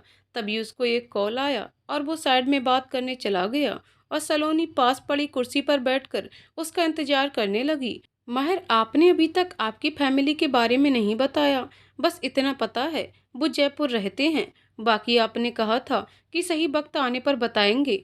कब आएगा सही वक्त? सलोनी ने माहिर से पूछा, जो कि कॉल अटेंड करने के बाद आ रहा था। अभी अभी तो करीब आने लगे हैं। अभी सच्चाई बताई तो आप छोड़कर चली जाएंगी। माहिर ने मन ही मन कहा, क्या हुआ माहिर, आप फिर खो गए? बताइए ना। सलोनी ने फिर से जिद करते हुए कहा, अरे आप जिद क्यों कर रही हैं? हमने कहा था ना सही समय पर बता देंगे। माहिर ने कहा। तब तक निशा और आयुष भी आ चुके थे। निशा ने जो जो आयुष के घर हुआ वो सब माहिर और सलोनी को बता दिया। सलोनी और माहिर उन दोनों के लिए बहुत खुश थे। थोड़ी देर बाद निशा और सलोनी होटल के लिए निकल गए। क्या सोचा है, अब ऐसी हालत में घर जाएगा? आयुष ने सलोनी और निशा के निकलने के बाद माहिर से पूछा। पापा का फोन आया था दिन में। जो मीटिंग 2 हफ्ते बाद होनी थी वो इसी वीक होगी, इसलिए हमें आज ही पोलैंड के लिए निकलना पड़ेगा। वैसे भी वीजा लगा पड़ा है तो कोई दिक्कत नहीं आएगी। और हमने बोल दिया था कि हम जयपुर हैं, सब डॉक्यूमेंट्स भी हैं हमारे पास, तो हम जयपुर से ही निकल जाएंगे ताकि हमारा प्लास्टर वो ना देख सकें। और अगले हफ्ते तो वैसे भी खुल जाएगा तो कोई दिक्कत नहीं होगी। माहिर ने कहा, तू पागल है क्या, ऐसी हालत में ट्रेवल करेगा? आयुष ने गुस्सा करते हुए कहा, अरे भाई तू परेशान मत हो, हमने यहाँ के डॉक्टर से बात कर ली है, सारे प्रिकॉशंस ले लिए हैं और वहाँ 1 हफ्ते के बाद हम प्लास्टर खुलवा कर आ जाएंगे। और अब मैं चलता हूँ, मुझे ड्राइवर से चुपके से सारे डॉक्यूमेंट्स मंगवाने हैं घर से, फिर जयपुर एयरपोर्ट के लिए निकलता हूँ। माहिर ने आयुष के गले लगते हुए कहा, अच्छा तू अपना ध्यान रखना। आयुष ने कहा। जाते जाते माहिर पीछे मुड़ा और आयुष को जैसे ही कुछ बोलने वाला था कि उससे पहले ही आयुष माहिर से बोल पड़ा, अर्जुन जी, मैं मेरी भाभी और आपकी भाभी दोनों का अच्छे से ख्याल रखूंगा, तू टेंशन मत ले, आराम से जा। Have a safe journey, Ayush ने कहा। माहिर मुस्कुराकर चल दिया। कितने टाइम बाद अर्जुन को इसके असली नाम से बुलाया है। बस भगवान जल्दी से सलोनी और अर्जुन को मिला दे तो ये नाटक खत्म हो, आयुष ने अपने आप से कहा। माहिर जयपुर के लिए निकल गया था, लेकिन उसका दिल अभी भी जैसलमेर में था। सलोनी को ऐसे छोड़कर जाना उसे अच्छा नहीं लगा और वो सलोनी को पोलैंड जाने वाला सच बता भी नहीं सकता था और झूठ भी नहीं बोलना चाहता था। इसलिए उसने सलोनी को बिना बताए जाना ही सही समझा। सलोनी को देखे बिना ये 1 हफ्ता काटना भी मुश्किल होगा। सलोनी को तो पता भी नहीं कि मैं उनसे इतने दिन के लिए दूर जा रहा हूँ। काश ये हफ्ता पलक झपकते ही खत्म हो जाए, माहिर ने मन ही मन सोचा। माहिर को पहले जयपुर जाना था, उसके बाद जयपुर से दिल्ली फ्लाइट थी, वहां से फिर पोलैंड के लिए फ्लाइट थी। दिल्ली पहुंचकर वो वेटिंग एरिया में बैठ गया। फ्लाइट का टाइम होने के बाद उसने चेक इन किया और फिर प्लेन में जाकर अपनी सीट पर बैठ गया। प्लेन जैसे ही आसमान में पहुंचा, माहिर सलोनी के साथ बिताए दिन याद करने लगा। जैसे पहली बार सलोनी को गिरने से बचाया, उसके साथ प्रिंट आउट निकलवाने के बहाने वो लंबी वॉक, सलोनी का उसको अपने हाथों से खाना खिलाना, ये सब सोचते सोचते उसे कब नींद आई पता ही नहीं चला। अगले दिन सलोनी और निशा अपने रोज के रूटीन के मुताबिक स्कूल जाने के लिए तैयार हुए। तैयार होकर नीचे आए तो उन्हें फिर मैनेजर दिख गया। दोनों ने उससे मुंह फेर लिया। अब तो तेरा आशिक भी गया मेरी जान, कौन बचाएगा तुझे? मैनेजर ने सलोनी की तरफ देखते हुए कहा, जो कि बाहर निकल रही थी। दोनों स्कूल पहुंचे। आज भी उन्हें प्रोजेक्टर के पार्ट्स सीखने थे तो उसमें बिजी हो गए। लगभग 11:30 बजे फ्री होने के बाद दोनों निकल ही रहे थे तो ऑफिस में बैठी रिसेप्शनिस्ट ने उन्हें रोक लिया। विनायक सर ने आप दोनों को उनके रूम में बुलाया है, रिसेप्शनिस्ट ने कहा। दोनों विनायक जी के रूम की तरफ चली गईं। सर आपने बुलाया? दोनों ने अंदर आते हुए कहा। Yes young ladies, come have a seat. Vinayak ji ने कहा। दोनों उनके सामने लगी चेयर्स पर बैठ गईं। आप अपने घर को छोड़कर हमारे यहाँ आई हैं और इतने दिन से होटल में रह रही हैं। जाहिर है आपको आपके घर की याद आ रही होगी, स्पेशली घर के खाने की। तो आज हमारी वाइफ का फ़ोन आया था और उन्होंने आपको कल हमारे घर डिनर पर बुलाया है। और रात 8 बजे आपके होटल पर हमारा ड्राइवर आप दोनों को लेने पहुँच जाएगा। विनायक जी ने दोनों की तरफ देखते हुए बोला। सर, इन सब की क्या ज़रूरत थी? निशा ने कहा। ज़रूरत थी। आप दोनों हमारी बच्चियों और एनजीओ के लिए इतना कर रही हैं, हम इतना तो कर ही सकते हैं, विनायक जी ने कहा। जवाब में दोनों हल्का मुस्कुरा दी। उनको हाँ करने के बाद दोनों वहां से निकल गईं। सर कितने अच्छे हैं, देखा तू फालतू ही पैसे वाले लोगों को गलत समझती है, निशा ने सलोनी से वहां से निकलते हुए कहा। सर और उनकी वाइफ अच्छे हैं, बाकी उनका बेटा पता नहीं कैसा है, सलोनी ने मुंह बनाते हुए कहा। हद है, तू भूल गई, हितेन सर को उन्होंने ही निकलवाया था, वरना वो तुझे रोज अपनी गंदी नजर से ही खा जाता। एहसान फरामोश लड़की, निशा ने कहा। ठीक है ना, अब ज्यादा मत बोल, सलोनी नजरें चुराते हुए बोली। दोनों बीच रास्ते पर आ चुके थे कि तभी सलोनी बोली, यहाँ तक आए हैं, माहिर से भी मिलते हुए चलें क्या? सलोनी ने सवालिया नजर से निशा को देखते हुए कहा। इसके दिल में माहिर के नाम के फुव्वारे तो फूटते हैं, लेकिन बताएगी नहीं, निशा ने मन ही मन सोचा। हाँ चल मिलाते हैं, निशा ने कहा। तू एक बार आयुष से फोन करके पूछ लेना कहाँ है, माहिर उसकी शॉप पर या घर पर? सलोनी ने निशा से रिक्वेस्ट की। क्यों, तेरे पास माहिर के नंबर नहीं है?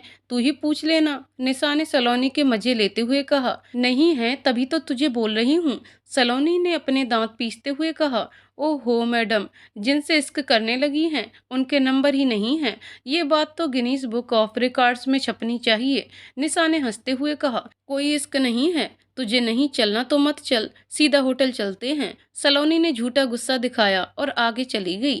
अरे मेरी जान सॉरी, अच्छा रुक फोन करती हूँ आयुष को, निशा ने अपना फोन निकालते हुए कहा। हेलो आयुष, माहिर कहाँ है? हम मिलने आ रहे थे उससे, निशा ने आयुष से फोन पर कहा। माहिर 1 हफ्ते के लिए शहर से बाहर गया है, तभी मिल पाओगी आप दोनों, आयुष ने दूसरी तरफ से कहा। माहिर 1 हफ्ते के लिए शहर से बाहर गया है, निशा ने सलोनी को बताते हुए कहा। ऐसी हालत में भी उनको बाहर जाना जरूरी था, शांति से बैठ नहीं सकते थे, सलोनी ने गुस्से से कहा। हाय मेरी जान, गुस्सा मत कर, आ जाएगा 1 हफ्ते बाद, फिर मरपिट लेना, निशा ने कहा। सलोनी ने गुस्से से निशा की तरफ देखा, निशा को चुप रहना ही बेहतर लगा। दोनों होटल के लिए चल दी। उधर माहिर पोलैंड पहुंच चुका था। बेचारे को रह रहकर सलोनी की याद आ रही थी। सलोनी के फोन नंबर भी उसके पास नहीं थे, वरना वो फोन करके उससे बात ही कर लेता और उसके दिल को थोड़ी ठंडक पहुंच जाती। मीटिंग के लिए प्रेजेंटेशन बनाने में भी उसका दिल नहीं लग रहा था। वो बस यही सोचे जा रहा था कि यहाँ से जाने के बाद उसके पास 1 ही हफ्ता होगा सलोनी को उसके प्यार का एहसास दिलवाने के लिए। वैसे तो सलोनी को हल्का हल्का एहसास होने लगा था, पर अभी भी पूरी तरह से प्यार समझ नहीं पाई थी। अनमने मन से मीटिंग के लिए रेडी हुआ और निकल गया। उधर सलोनी को भी माहिर का ना होना बेचैन कर रहा था। इस फीलिंग को वो बहुत अच्छे से जानती थी, पर बार बार इग्नोर कर रही थी। अगले दिन दोनों स्कूल के लिए निकल गईं। आज उन्हें डिनर पर भी जाना था। दोनों वहां से फ्री होकर वापस होटल आ गए। आयुष से मिलने जा रही हूँ, तुझे भी चलना है क्या? निशा ने सलोनी से पूछा, जो कि बालकनी में खड़ी थी। नहीं तू जा, मैं आकर क्या करूँगी, सलोनी ने कहा। और वैसे भी मेरा बाला तो है नहीं, सलोनी बड़बड़ाई। तूने कुछ कहा? निशा ने हैरानी से कहा। नहीं नहीं, कुछ भी तो नहीं, सलोनी ने सकपकाते हुए कहा। निशा आयुष से मिलने के लिए रेडी होने लगी, तभी आयुष का कॉल आया। हाय जान, सॉरी, अभी मुझे एक अर्जेंट काम आ गया है, मुझे जाना पड़ेगा, अपन रात में मिलते हैं, आयुष ने फोन पर कहा। शाम में हम दोनों को विनायक सर के यहाँ डिनर पर जाना है, मैं नहीं आ सकूंगी, निशा ने अपनी मजबूरी बताई। लेकिन जब तक उधर से कॉल कट गया था, निशा और सलोनी खाना खाकर थोड़ी देर सोने चली गईं। शाम में दोनों तैयार होने लगीं। निशा और सलोनी दोनों ने ही सूट पहना था और दोनों ही प्यारी लग रही थीं। लगभग 8 बजे उनको लेने नीचे कार आ गई। दोनों कार में बैठ गईं और कार स्पीड से आगे बढ़ गई। करीब 20 मिनट बाद गाड़ी एक आलीशान बंगले के अंदर आई। बाहर की तरफ बड़ा सा गार्डन एरिया था जिसमें एक झूला लगा था। बंगला पूरा सफेद कलर का था, एकदम फिल्मों में जैसे बनाते हैं। ड्राइवर ने उन्हें अंदर जाने का रास्ता बताया। विनायक जी और उनकी वाइफ सुलोचना जी बंगले के एंट्रेंस गेट पर ही खड़े थे। दोनों ने उनका वेलकम किया। विनायक जी की वाइफ भी बहुत प्यारी थी। सलोनी और निशा को देखकर बहुत खुश हुई। चारों जने अंदर आए। अंदर आकर देखा तो हॉल में पेंट का काम चल रहा था। विनायक जी ने सबको हॉल में पड़े सोफे पर बैठने को कहा। आप लोगों को थोड़ी परेशानी होगी क्योंकि अभी पेंट का काम चल रहा है। विनायक जी ने कहा, अरे कोई बात नहीं सर, आप इतना मत सोचिए। निशा ने कहा, आप दोनों बहुत प्यारी लग रही हो और हमारी एनजीओ की बच्चियों के लिए आप यहाँ तक आई हैं ताकि उन्हें आप एक नई तकनीक सिखा सकें। वाकई काबिले तारीफ है। सुलोचना जी ने कहा, ये तो हमारा फर्ज है मैम। सलोनी ने कहा, हम रामू से बोलकर खाना लगवाते हैं। विनायक जी ने वहां से उठते हुए कहा, हम दोनों आपकी मदद कर दें। सलोनी ने कहा, नहीं बेटा, आप हमारे मेहमान हैं, आप लोग बैठिए, हम अभी आते हैं, जब तक आप घर देखिए। सुलोचना जी ने कहा और वहां से उठ गईं। विनायक जी को एक कॉल आया था और वो उन दोनों को थोड़ी देर में आने का बोलकर चले गए। निशा को भी घर से कॉल आया तो वो बाहर चली गई कॉल अटेंड करने। सलोनी बैठे बैठे बोर होने लगी तो वो हॉल में चक्कर लगाने लगी। तभी उसकी नज़र वहां लगी तस्वीरों पर गई और वो एकदम चौंक गई। जैसे ही सलोनी उन तस्वीरों की तरफ बढ़ी कि तभी वहां एक बड़ा सा पर्दा आ गिरा और वो एकदम चौंक गई। सॉरी मैडम, इधर पेंट का काम चल रहा है, आप उधर चली जाइए वरना आप पर कलर के छींटे आ जाएंगे। वहां पर एक पेंटर ने आकर सलोनी से कहा। सलोनी वापस आकर सोफे पर बैठ गई थी। निशा भी आ चुकी थी। इतने बड़े लोग हैं फिर भी कितने अच्छे से ट्रीट कर रहे हैं ना। निशा ने कहा, हाँ सही है, बहुत अच्छे लोग हैं। सलोनी ने भी अपनी सहमति जताई। थोड़ी ही देर बाद सुलोचना जी भी उनके पास आ गई थी। खाना लगा दिया है बेटा जी, आप दोनों जब कहेंगी खाना परोस देंगे। सुलोचना जी ने बड़े प्यार से दोनों से कहा, जी मैम। वैसे आपसे एक बात पूछूं? निशा ने कहा, एक नहीं दो पूछिए, पर एक शर्त पर। आप हमें मैम नहीं सुलोचना जी ही कहकर बोलिए ताकि हमें ऐसा ना लगे कि मैं बूढ़ी हो रही हूँ। सुलोचना जी ने मुस्कुराकर कहा और हंस दी। निशा और सलोनी एक दूसरे की तरफ देखने लगी। उन दोनों को थोड़ा अटपटा लगा क्योंकि उन्होंने कभी ऐसे अपनी उम्र से बड़े को नाम से नहीं बुलाया था, पर यहाँ मजबूरी थी, क्या करते, तो उनको ये शर्त माननी पड़ी। सुलोचना जी, आपके बेटे अर्जुन जी यहाँ दिखाई नहीं दे रहे, काफी नाम सुना है हमने उनका। निशा ने कहा और सलोनी की तरफ देखने लगी। सलोनी ने उसको आंखें दिखाईं लेकिन निशा पर उसका कोई असर नहीं हुआ। वो हमारा बेटा अर्जुन कुछ काम से पोलैंड गया है। सुलोचना जी ने जवाब दिया। ओह, तभी मैं सोचूं कि आप दोनों ही कैसे घर में। निशा ने वापस सुलोचना जी से कहा, हमारी बेटी के जाने के बाद अर्जुन ही सब कुछ है हम दोनों के लिए। ये दिन भर अपने स्कूल, होटल और हमारी टेक्सटाइल इंडस्ट्री संभालने में बिजी रहते हैं और अर्जुन कभी कभी इनकी मीटिंग्स संभाल लेता है जो कि आउट ऑफ इंडिया होती हैं क्योंकि इनसे अब इतना ट्रेवल नहीं होता ना। अर्जुन को इंडस्ट्री का काम ज़्यादा पसंद नहीं आता, इसलिए वो या तो घर में रुकेगा वरना अपने दोस्त के पास। वो कभी मुझे अकेलापन महसूस नहीं करवाता, इसलिए जब घर में नहीं होता तो बहुत सूनापन लगता है। सुलोचना जी ने मायूस होते हुए कहा, तो फिर अर्जुन जी करते क्या हैं? निशा ने हैरानी से पूछा। इतना बड़ा एम्पायर है हमारा, पूरे भारत में हमारा टेक्सटाइल बिजनेस फैला है, लेकिन हमारे साहबजादे को पता नहीं क्यों बिजनेस में इंटरेस्ट नहीं है। लायंस कॉलेज लंदन से अभी अपनी एमबीए की पढ़ाई और इंटर्नशिप पूरी करके आया है, कहता है अपना बिजनेस स्टार्ट करेगा। सुलोचना जी ने कहा, wow that great ma'am. Oh sorry, I am sorry, I mean Sulochana ji, आजकल जहाँ बच्चे अपने पापा के पैसों पर ऐश करते हैं वही अर्जुन जी के ख्याल कितने अलग हैं। निशा ने अपनी बात रखते हुए कहा, सही कहा बेटा, हमारा बेटा है ही ऐसा, उसे अपने पैसों का बिल्कुल घमंड नहीं है। कभी अपने पापा का नाम इस्तेमाल नहीं किया होगा उसने, हमेशा अपने दम पर किया है। एमबीए भी उसने स्कॉलरशिप पर किया है। सुलोचना जी ने बड़े गर्व से कहा।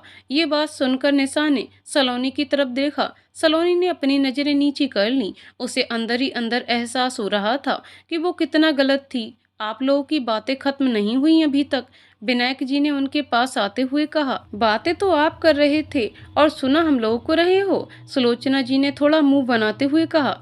अरे हमारी धर्मपत्नी जी, हमें माफ़ कर दे, अब से पूरा वक्त आपका।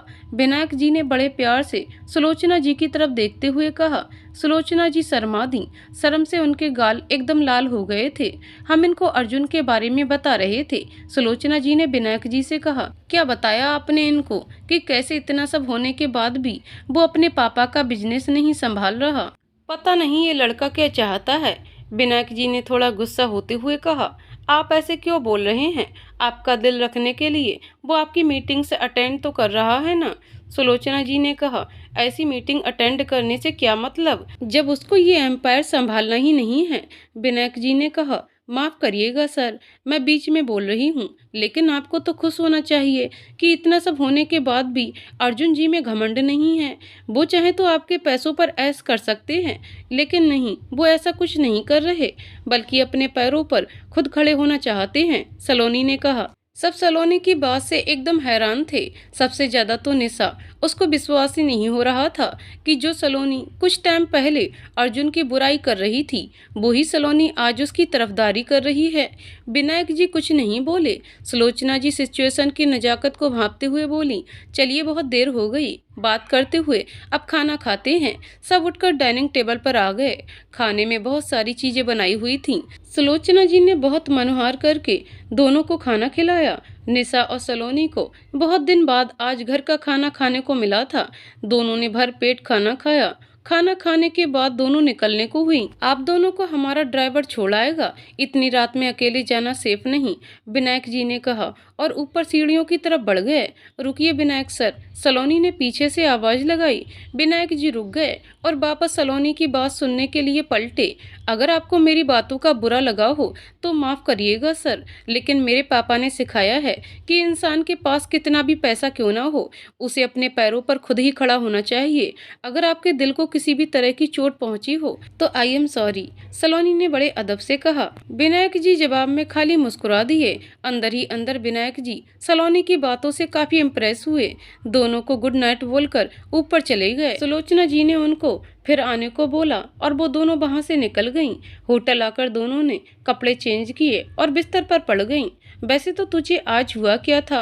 अर्जुन की बड़ी बुराई करती थी और आज उसी की तरफदारी कर रही थी, निशा ने सलोनी से पूछा। सलोनी जानती थी निशा ये प्रश्न जरूर पूछेगी। हाँ मानती हूँ मैं गलत थी, मुझे ऐसे उनके बारे में गलत राय नहीं बनानी चाहिए थी, सलोनी ने सवालिया नजर से निशा को देखते हुए कहा। चल अच्छा है तुझे अपनी गलती का एहसास तो हुआ कि कभी किसी को बिना देखे गलत राय नहीं बनानी चाहिए, निशा ने सलोनी को समझाते हुए कहा। वैसे महर ठीक है, आयुष से फोन पर बात हुई थी तो उसने बताया, निशा ने सलोनी की तरफ देखते हुए कहा। हाँ तो अच्छी बात है ना, तू ऐसे देखकर क्यों बोल रही है, सलोनी ने उसकी तरफ देखते हुए कहा। मुझे लगा क्या पता तू अंदर ही अंदर माहिर के बारे में जानने के लिए तड़प रही हो, निशा ने सलोनी को आंख मारते हुए कहा। सलोनी ने निशा की तरफ तकिया फेंक दिया, पर अंदर ही अंदर उसे निशा का ऐसा चिढ़ाना अच्छा लग रहा था। दोनों सोने चली गईं। एक हफ्ता सलोनी और माहिर दोनों के लिए ही मुश्किल से निकला। सलोनी के दिल में माहिर के लिए प्यार जाग चुका था। निशा की बात को समझकर वो माहिर को एक मौका देना चाहती थी। माहिर के ना होने से उसे जो बेचैनी महसूस होती थी वो समझ चुकी थी कि वो प्यार है। सलोनी बस माहिर के जल्द से जल्द आने का इंतजार कर रही थी। उधर माहिर भी बस जल्दी से सलोनी के पास पहुंचना चाहता था। वो परेशान था कि एक हफ्ते में सलोनी को प्यार का एहसास कैसे करवाएगा, लेकिन माहिर इस बात से बिल्कुल अनजान था कि जिस प्यार के लिए वो तड़प रहा था वो उसे जल्द ही मिलने वाला था। कल सुबह माहिर आ रहा है, अभी आयुष का मैसेज आया था तो बता रहा था, निशा ने सलोनी से कहा। सलोनी का मन किया कि वो खुशी से उछल पड़े, लेकिन वो नहीं चाहती थी कि निशा को उसकी फीलिंग्स के बारे में पता पड़े। वो सबसे पहले माहिर से अपनी फीलिंग्स का इजहार करना चाहती थी। माहिर ने उस दिन गुस्से में ही सही अपने प्यार का इजहार कर लिया था, लेकिन अब सलोनी चाहती थी कि वो खुद माहिर से अपने दिल की बात कहे।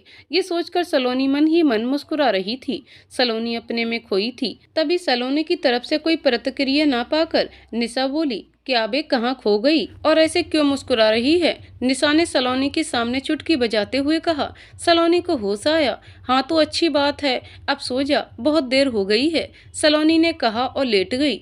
निशा को सलोनी का ये बिहेवियर अजीब लगा, लेकिन उसने इग्नोर किया और सो गई। लेकिन हमारी सलोनी को नींद कहाँ आने वाली थी? वो तो माहिर के आने की खबर से फूले नहीं समा रही थी। वो मन ही मन सोच रही थी कि निशा को सुबह क्या बहाना बनाए स्कूल न जाने का और वो माहिर से मिल सके।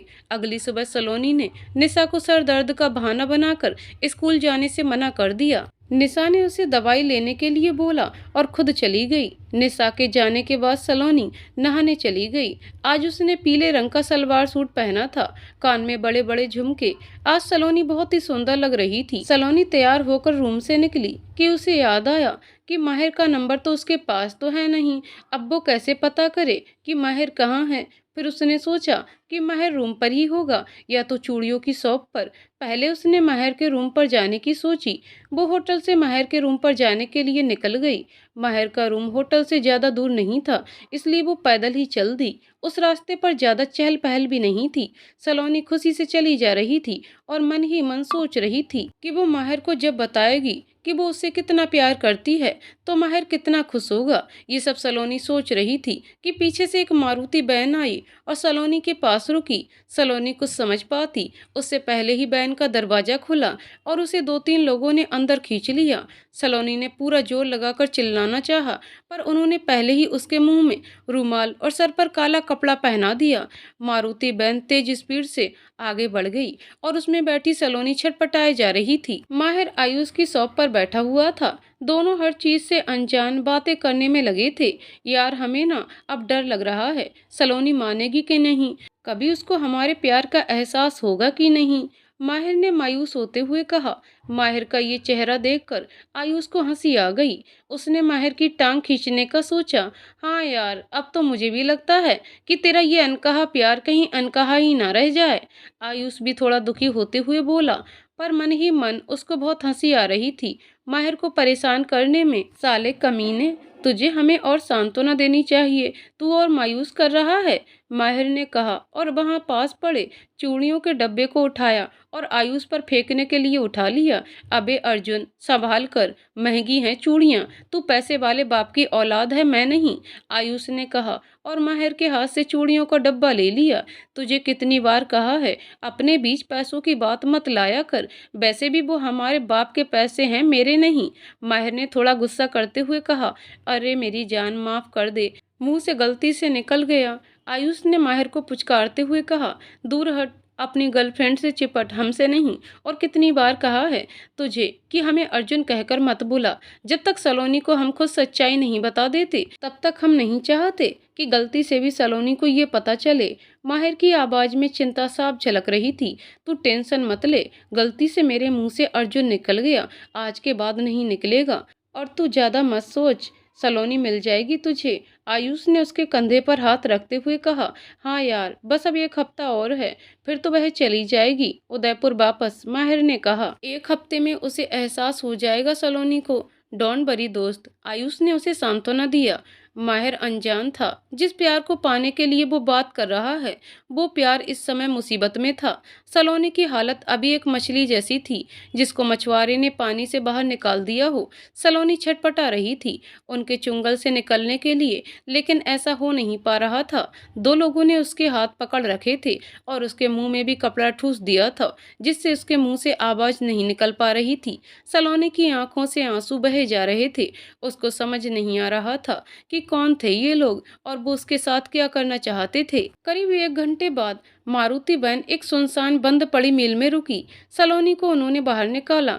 उसकी रूह तक कांप रही थी किसी अनहोनी के डर से, लेकिन उसकी सोच से एकदम अलग हुआ। वो लोग उसे एक बंद कमरे में बंद करके चले गए।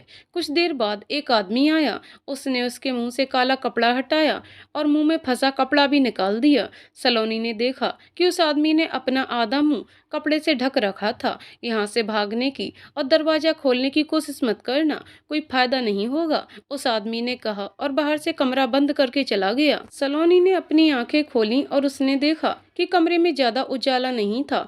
पूरा कमरा पैक था, एक भी खिड़की नहीं थी। बस एक बल्ब जल रहा था जिससे उजाला था। एक कोने में टेबल पर पीने का पानी और खाने की चीजें रखी थीं।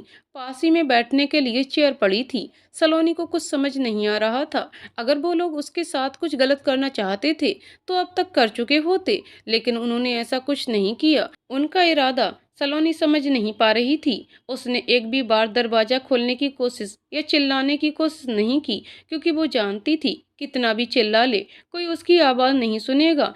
इसलिए वो वहां बैठकर चुपचाप आंसू बहाने लगी। मन ही मन भगवान से प्रार्थना कर रही थी कि जल्द से जल्द वहां से वो उसको निकालें। यार, अब तो 11:30 बज रहे हैं। निशा को कॉल करना, वो सलोनी शॉप पर आ जाए। इतने दिन से सलोनी से नहीं मिले हम, माहिर ने आयुष से रिक्वेस्ट करते हुए कहा। तभी आयुष ने उसका फोन निकाला और निशा को कॉल करा। हेलो निशा, आप और सलोनी शॉप पर आ जाओ ना। इतने दिन से अपन सब नहीं मिले। आ जाओ, फिर कहीं घूमने का प्रोग्राम बनाते हैं। आयुष ने निशा से कहा। अभी मैं होटल जा रही हूँ स्कूल से फ्री होकर। सलोनी आज स्कूल नहीं आई थी, उसे सर दर्द था, तो मैं होटल जाकर आपको बताती हूँ कि वो क्या कहती है। निशा ने फोन पर कहा। ठीक है, आप मुझे कॉल कर देना, आयुष ने कहा और फोन रख दिया। क्या कहा उसने? माहिर ने फोन रखते ही आयुष से पूछा। सलोनी को सर दर्द था तो वो आज स्कूल नहीं गई। निशा उससे पूछकर बताएगी, आयुष ने कहा। अरे तो चलना, होटल पर ही मिलकर आते हैं। उसकी ज्यादा तबीयत खराब हुई तो? माहिर ने वहां से उठते हुए कहा। अच्छा चल, वैसे भी तू मानेगा तो है नहीं। 2 मिनट तक रुक जा, दुकान बढ़ाने दे। आज कोई वर्कर काम पर भी नहीं आया, आयुष ने कहा और दोनों बाहर निकल गए। आयुष ने दुकान बढ़ाई। माहिर और आयुष होटल के लिए निकल गए। थोड़ी ही देर में वो होटल पहुंच गए थे। दोनों ऊपर गए। अरे निशा, आप क्या ढूंढ रही हो इधर उधर कॉरिडोर में? आयुष ने निशा की तरफ आते हुए कहा। आयुष, सलोनी नहीं मिल रही है, अपने कमरे में भी नहीं है। मैं कब से ढूंढ रही हूँ, उसका फोन भी नहीं लग रहा है। निशा ने लगभग रोते हुए कहा। ऐसे कैसे नहीं मिल रही है, यहीं कहीं होगी, एक बार हम देखते हैं, माहिर ने निशा से कहा। तीनों जने उसे ढूंढने लगे पर वो कहीं नहीं मिली। आखिरकार वो रिसेप्शन पर आए। माहिर ने रिसेप्शन पर बैठी लड़की से आज के दिन की सीसीटीवी फुटेज मांगी। माहिर, आयुष, निशा तीनों कंट्रोल रूम में चले गए, जहां उन्होंने आज की फुटेज देखी। उन सबको सलोनी होटल से लगभग 10 बजे होटल से बाहर जाती दिखी। हो सकता है वो बाहर गई हो और उसका फोन ऑफ हो गया हो। आयुष ने कहा। नहीं, सलोनी कभी ऐसा नहीं करती है, वो कम से कम मुझे इन्फॉर्म जरूर करती। निशा ने कहा। यहाँ टाइम वेस्ट करने से कोई मतलब नहीं है, चलो चलकर ढूंढते हैं, माहिर ने निशा और आयुष से कहा। तीनों जने बाहर आ गए थे। माहिर वापस अंदर रिसेप्शन पर गया। संध्या, उस रिसेप्शनिस्ट का नाम। सलोनी ने आपको कुछ बताया था क्या कि वो कहाँ जा रही है? माहिर ने पूछा। नहीं, ऐसा तो कुछ नहीं बताया सर। कुछ हुआ है क्या? संध्या ने पूछा। नहीं, अगर सलोनी आती है तो हमें कॉल करना, हमारा नंबर तो है ही आपके पास, माहिर ने कहा और वहां से निकल गया।